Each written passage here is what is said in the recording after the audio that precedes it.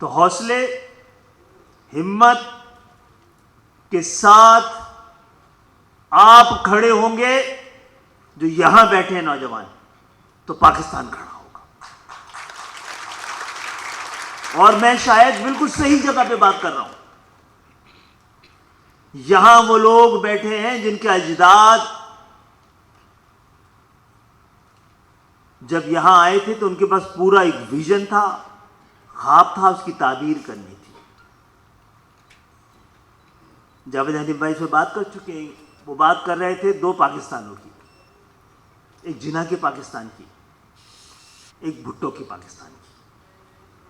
میں سیاست تو نہیں، تاریخ کے حوالے سے پوچھنا چاہتا ہوں، دل پہ ہاتھ رکھ کے بتائیے کون سا پاکستان اچھا تھا؟ 70 سے پہلے کا پاکستان یا 70 کے بعد کا پاکستان؟ جناح کا پاکستان، مکمل پاکستان، پورا پاکستان، ہندوستان کو احاطہ کیا ہوا پاکستان، ایک مشرق سے بھی مغرب سے بھی، یا آدھا پاکستان؟ بھٹو کا پاکستان، جاگیردارانہ پاکستان. اور جاگیردارانہ پاکستان کہ طفیل ہمارے پاس جاگیردارانہ جمہوریت ہے، جاگیردارانہ نظام جو کہ جمہوریت کا ضد ہے. ہم نے اپنی جمہوریت جاگیردارانہ رکھی، مجبوری ہے. آپ میں سے میں نے پوچھا تھا کہ کون سے لوگ سی ایس ایس کرنے چاہ رہے ہیں، بہت سارے لوگوں نے ہاتھ کھڑا کیا تھا. جب میں نے پوچھا تھا کتنے لوگ فوج میں جانا چاہ رہے ہیں، ہاتھ نہیں کھڑا کیا، یا کوئی نہیں دیکھ رہا ہے. خوف مٹانے کے لیے اس خوف سے نکلنا پڑے گا فوج میں جانے والے. آپ کے شہر سے بڑے لوگ گئے ہیں، بڑا نام کمایا ہے، بڑے کامیابیاں حاصل کی. اور جو میں بات بتانا چاہ رہا تھا، مجھے لگتا ہے کہ اب بدلتی ہوئی دنیا میں جو تحفظ اور حفاظت اور محافظ کا معیار ہے، اس میں جسم سے زیادہ ذہن کا کام شروع ہو رہا ہے. تو شاید جسمانی جو اسٹینڈرڈ تھا وہ ہمارے ڈھانچے کو دیکھ کے اب تھوڑا سا کم کیا جا رہا ہے، میں نے سنا یہی ہے. تو آپ کی فزیکل کنڈیشن آپ کو اب روک ہی نہیں پائے گی، اور آپ کی جو مینٹل ایبلٹی ہے وہ فوج سمیت ہر جگہ آپ کام آنی ہے. ہماری جو پہچان تھی قلم تھا، قلم ہمارا ہتھیار ہے. میں یہ کئی بار کہہ چکا ہوں کہ الحمدللہ میں جن سے تعلق رکھتا ہوں، طاقت ہماری تہذیب نہیں ہے، ہماری تہذیب ہماری طاقت ہے. اور قلم اس میں بڑا اہم کردار ادا کرتا ہے کہ قلم کا کمال یہ ہے کہ سیاہی جب اس کے قلب سے گزرتی ہے تو روشنائی بن جاتی ہے. اور اسی روشنی کے پھیلانے اور بڑھانے کے لیے ہم نے یہ پروگرام کرنے شروع کیے تھے. گو کہ آپ کو پتہ ہے کہ پاکستان کا تو مجھے نہیں پتا، ہمیں اپنا پتہ ہے کہ ہم پوری طرح سے آزاد نہیں ہیں. اور ذہن کی آزادی کے بغیر باقی تمام آزادیاں کسی کام کی نہیں ہوتی ہیں. تمام تجربات کے بعد اب قوم اس نتیجے میں پہنچی ہے کہ آپ کے بغیر کام بن نہیں سکتا. آپ کو ہرانے والے، آپ کو ڈرانے والے، آپ کو پیچھے رکھنے والے اب تھکنا شروع ہو گئے. چھوٹا سا فارمولہ ہے، جو چیز جو بناتا ہے وہی ٹھیک کر سکتا ہے. پاکستان تو میرے رگوں میں خون بن کے دوڑتا ہے، مجھے پتا ہے اس کو ٹھیک کیسے کرنا ہے. اور ہمیں پتا ہے اپنے آپ کو ٹھیک کیے بغیر کوئی چیز ٹھیک نہیں ہوگی. ہم نے آپ کو اس لیے بلایا ہے کہ ہم مل کے ایک دوسرے کو ٹھیک کرتے ہیں. پاکستان میں خواب دیکھنے کی کوئی چیز ہے، کوئی چیز ایسی ہے جس سے حوصلہ ہو سکے، وہ یہ کہ پاکستان نوجوان ہے، 60-65% نوجوانوں پر مشتمل ہے. کہیں میں نے سنا تھا، یہ گفتگو ہو رہی تھی کہ ایک عالم کی تعریف کیا ہے.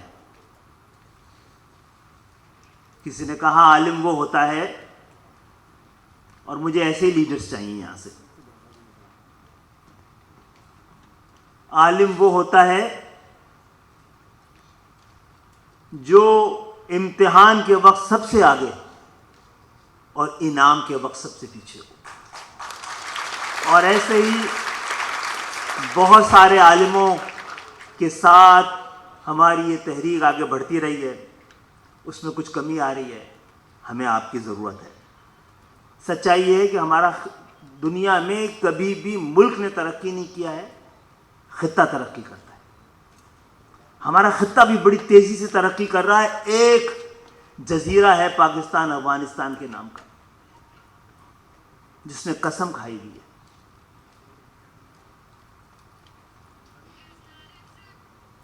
آج ایک زمانے میں آبادی جو تھی بہت بڑا بوجھ کہلاتی تھی. آپ کے پڑوس میں دنیا کی 2 جائنٹس ہیں آبادی کے, 2 جائنٹس ہیں آبادی کے, چین اور ہندوستان. 1998 میں چین میں غربت کی سطح 40% تھی. آج 1% سے 0.1%. ہندوستان میں 1998 میں غربت کی سطح 55% تھی. آج 15 سے 20%. انہوں نے کروڑ لوگوں کو غربت کی سطح سے نکالا ہے. آج وہ جو آبادی کے جائنٹس تھے, اس لیے اپنی آبادی کو انہوں نے غربت سے نکال لیا ہے کہ اب وہ ٹیکنالوجی کے ایک جائنٹس ہیں. ہم نے تو یہ بھی نہیں کیا. جب دنیا بہت تیزی سے ترقی کر رہی تھی, ہمیں پتا تھا کہ ایک وقت میں انڈیا سافٹ ویئر کا اور آئی ٹی کا اتنا کام نہیں لے پائے گا, اس کی کیپیسٹی سے زیادہ کام مل سکتا ہے. وہ ڈرین ہو کے ہمیں اور بنگلہ دیش کو مل سکتا تھا. ہم تیار نہیں تھے, بنگلہ دیش تیار تھا. قوموں کی تاریخ میں ایک دفعہ ضرور خوش قسمتی دستک دیتی ہے. جو دروازہ کھولنے کے لیے تیار ہوتے ہیں, دستک کا انتظار کر رہے ہوتے ہیں, وہی قومیں بدلتی ہیں. ہمارا سب سے بڑا مسئلہ یہ ہے کہ ہماری کوئی سمت نہیں ہے. ہم کولو کے بیل کے طرح گول گول گھوم رہے ہیں. اور جن لوگوں نے سمت دی تھی, دے سکتے ہیں, ان کو ہر شعبہ زندگی سے باہر کر دیے گئے. بھائی میں تو پیشہ ور سیاستدان ہوں. میں جس گاڑی کو دھکا دینے آیا تھا, اگر وہ اسٹارٹ ہو گئی اور چل پڑی مجھے خدا حافظ کہہ کے, میں 2 رکعت نفل پڑھ کے اپنی ڈگری دوبارہ اٹھاؤں گا MBBS کی, اور کہیں کلینک کھول کے بیٹھ جاؤں گا. سیاست کرنے کی نہیں, سیاست بدلنے کی ضرورت ہے. اور جو نوجوان اس کام میں ہمارا ساتھ دینا چاہیں, آپ کو ایسے عالموں سے ملاقات کا موقع ملے گا جنہوں نے سیاست میں آ کر کھویا ہے, حاصل نہیں کیا ہے. جو سیاست میں آ کے جنہوں نے امتحان کے وقت آگے رہے ہیں, انعام کے وقت پیچھے رہے ہیں. میں اس سے زیادہ بولوں گا تو پھر بہت ساری FIRs کر سکتی ہیں.